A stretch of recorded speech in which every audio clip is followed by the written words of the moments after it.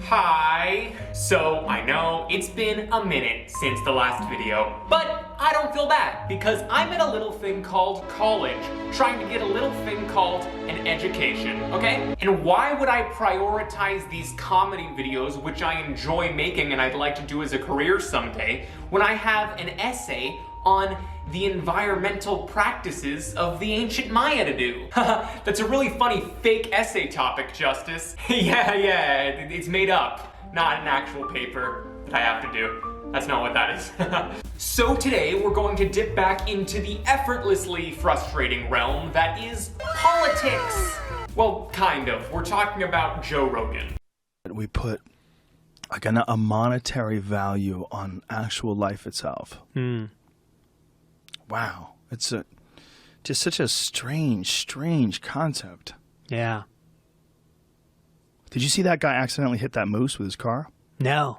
Holy shit, Jamie, pull that video. For the uninformed, Joe Rogan is a comedian, UFC commentator, former host of Fear Factor, and current host of The Joe Rogan Experience, which is arguably the most popular podcast in the world. Now, my overall opinion on Joe Rogan is a little more nuanced than my opinion on someone like, say, Ben Shapiro. Frankly, I don't care. I don't frankly give a damn what you think of me since I've never heard of you. In fact, as recently as a year ago, I probably would have said that I was on the whole fond of him. He's a good comedian, and I can understand the popularity of his podcast. The format of a laid-back, multi-hour conversation is a much more raw and authentic type of interview than what you might see on a late-night show. And seeing guests like Elon Musk, Robert Downey Jr., Quentin Tarantino, and Dave Chappelle in that format is fascinating. Joe is additionally a great interviewer. He gets to all the questions he knows people want to hear while also being very personable as to make his guests feel comfortable.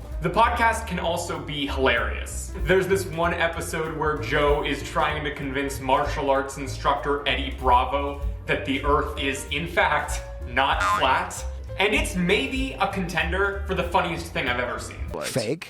Why do you think that's fake? That's fake as fuck. Why does it look fake as fuck? It looks like something you would see in a movie. That's because when they do it in a movie, they try to make it look like this, which is what looks real. If that's real to you, man, shit. You don't think it's real? Trying to choose just one clip from that video to exemplify how funny it is impossible. So please go watch the whole thing after this video. It's hysterical.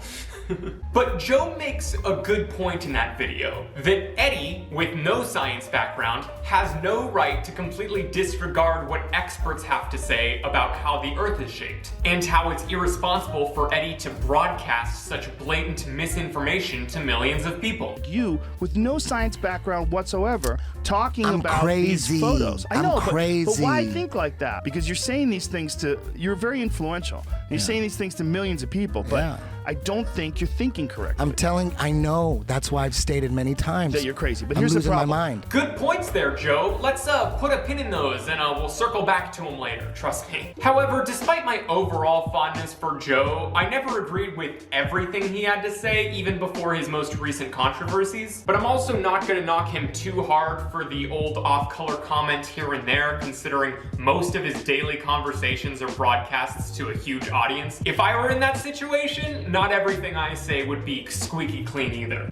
Like, sometimes I say, fuck, or balls, or cum even. So, needless to say, I'm no saint. Though off-color comments aside, there are certain decisions he's made that I'm slightly more critical of, such as giving a platform to people like Alex Jones or Ben Shapiro. Ben Shapiro I'm a little more forgiving of, considering a big part of Joe's brand is having conversations with people of all perspectives and ideologies. And he does call out Ben if he's ever being homophobic. When you describe this to a gay man, they will tell you, imagine Ben Shapiro, if someone said to you, you should stop being with your beautiful wife and you need to now marry a man because this is what God wants you to do. So you're going to have to shtup this man, and he's going to shtup you.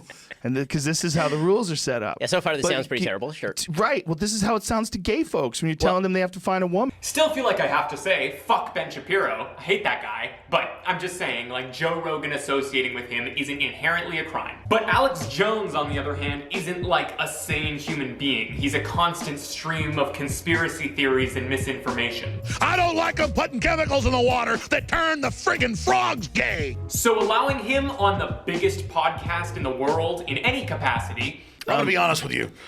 I'm kind of retarded. I don't think I would have made that decision. Personally, if it were me, I wouldn't have made that decision. Then we come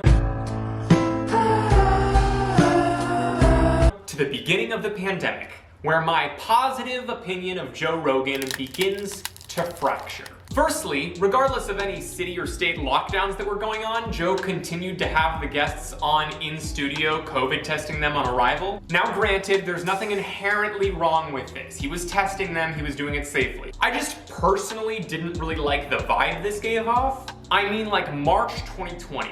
Everyone was doing their show remotely. Saturday Night Live, every late night show, even Good Mythical Morning, and I honestly think now, having some distance to it, they all probably could have afforded to be safely in studio as well, especially the big network shows. But the reason they didn't was to encourage you, the viewer, to stay at home as well, if you know what I mean. Like, I know staying at home is lame, but look, all these cool late night hosts that you like are doing it. You want to be like Jimmy Fallon? Well, then you should stay home too.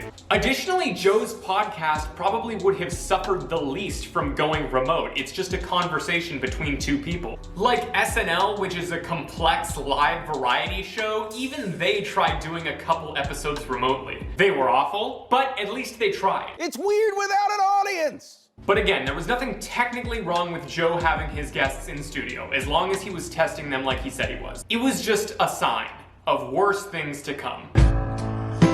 Because as Joe continued to do his podcast throughout the pandemic, he began to share some, let's say, divisive opinions. Joe was critical of seemingly everything in regards to COVID safety, from masks. We allow people to flip dirt bikes. We allow people to fucking jump out of helicopters. We allow people to do all kinds of crazy shit. We allow people to wingsuit. Why don't we allow people to not wear a mask? To lockdowns. They're essentially autocrats, right? They're a dictator.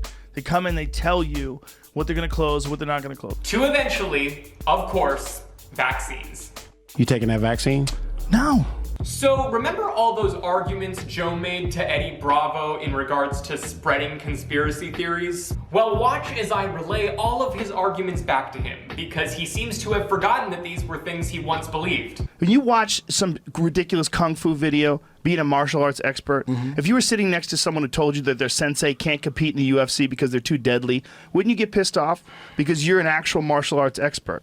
That's just like you, with no science background whatsoever, talking about these photos. I know, but why think like that? You shouldn't take hard stances on science with no science background yourself. So I don't know if you can tell by everything about the way he looks, but Joe Rogan is not a scientist. He didn't even graduate college with any type of degree. Now, I'm not saying a lack of degree is an indication of one's intelligence, but you get what I'm saying. He has no authority to be as dismissive of public health measures as he's been. And do I need to tell you that unless Post Malone has a PhD in immunology that I don't know about, almost none of the podcast guests that Joe has been critical of COVID guidelines with have been doctors. Seems kind of intentional on Joe's part, like he doesn't want to have a doctor on because they might be able to use their expertise to shoot down his incorrect arguments. That's kind of sketchy. Though I have to give major props to comedian Bill Burr for calling Joe out on his lack of authority on these issues. Let's not start this, Joe. Do you though? Let's not start this.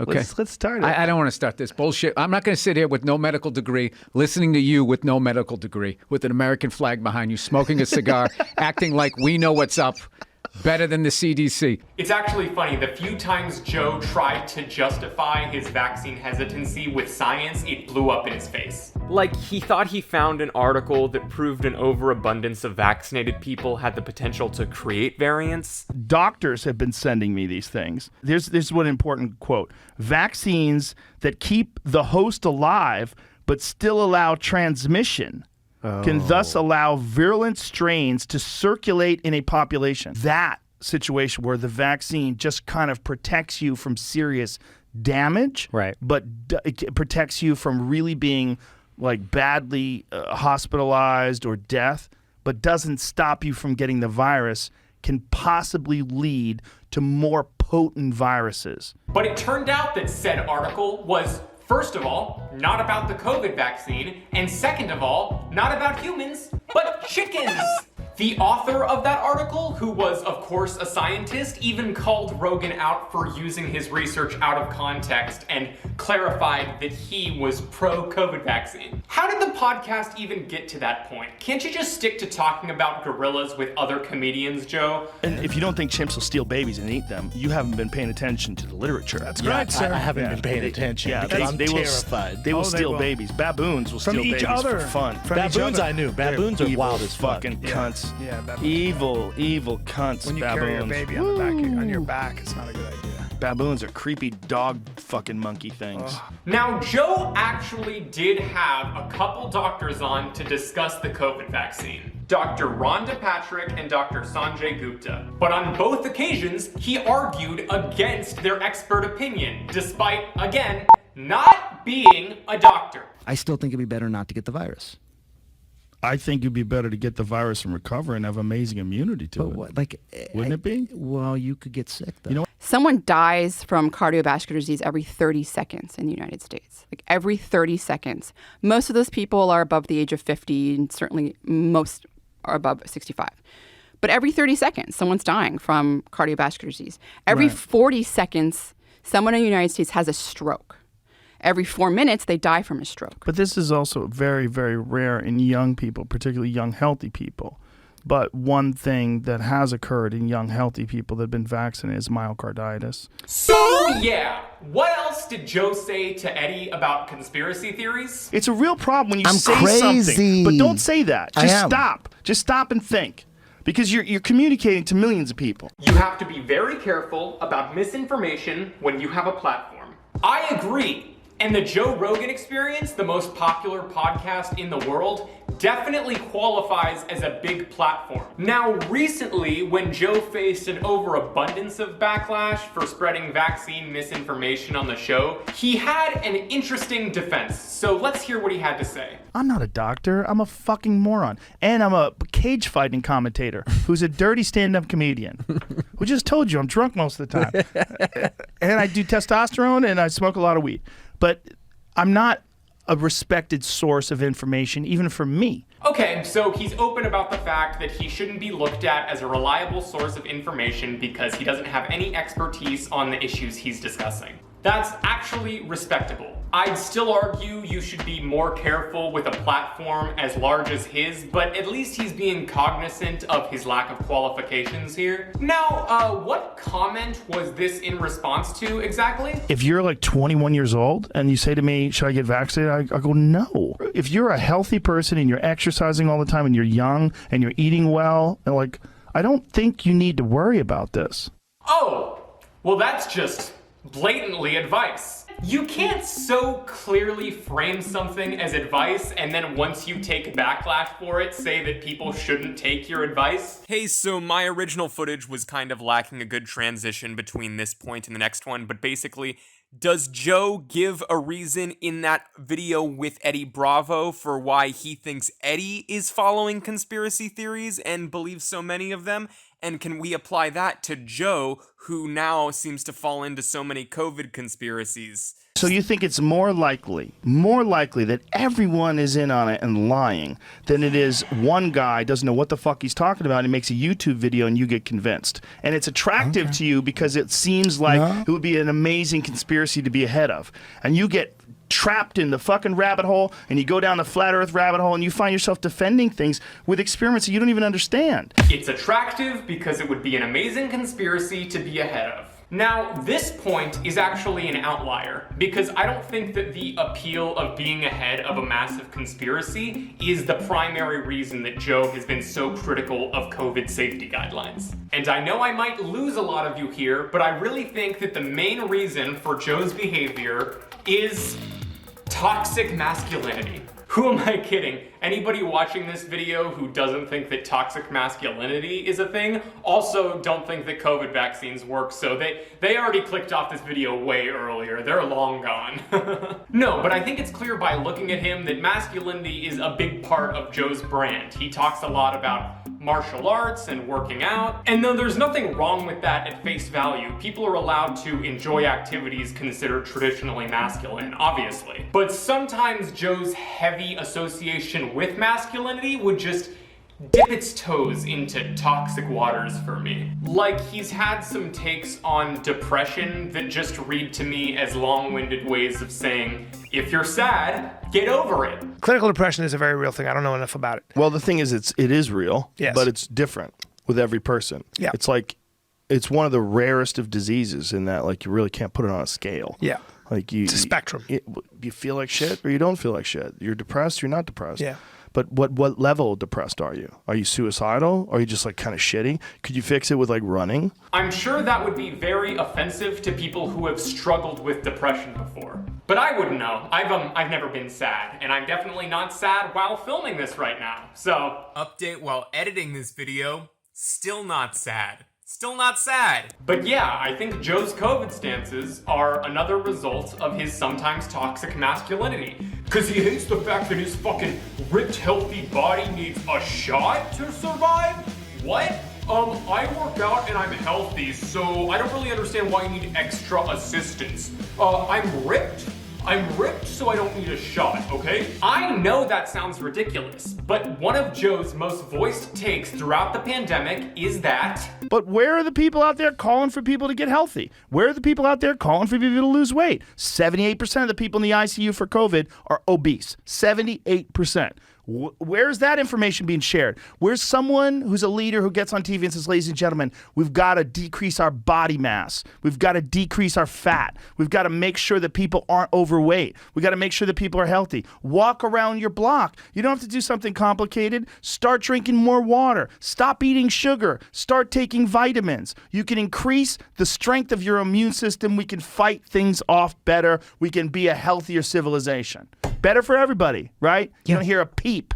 All you hear is take this vaccine that doesn't even prevent you from getting the disease, or you can't go to the sauna. And he's not wrong about that. People who live healthier lifestyles are much less likely to get sick or die from COVID. But when trying to lower the COVID death rate of entire populations, it's a much more feasible task to have everyone wear masks and get vaccinated than it is to get everyone to completely rework their lifestyle. And look at how mad people got about having to wear a mask. Imagine how mad they'd get if you told them that they couldn't eat at McDonald's anymore. And like, there were still healthy people that died of COVID. I'm sure if overweight people accounted for like 100% of COVID deaths, that the health guidelines wouldn't have been so all-encompassing. And I feel like this is all common sense, right? But apparently not to Joe Rogan, who's 34 years older than me. So, is there ever a world where Joe can come back from this? Where I can listen to his podcast without feeling like I'm compromising my morals? Can there ever be some sort of Joe Rogan redemption arc? I'm going to join the Avatar, and I'm going to help him defeat you. Really? Yes, I do think it's possible. Highly unlikely due to how stubborn Joe is and how deep his opinions run, but possible. If he first has a doctor on as a guest and lets them speak without trying to pretend like he somehow knows something that they wouldn't. 2, admits he was wrong and that everyone should get the COVID vaccine. And 3, gets vaccinated. And 4, never has Ben Shapiro or Alex Jones on the podcast again. But he just had Ben Shapiro on the podcast the other week, so I don't see any of these things happening anytime soon. Thank you for watching. Go get your booster shot if you're over 18. I'm getting mine next week. Like, comment, and subscribe if you haven't. And hopefully I won't take quite as long with the next video. Hopefully, but no promises.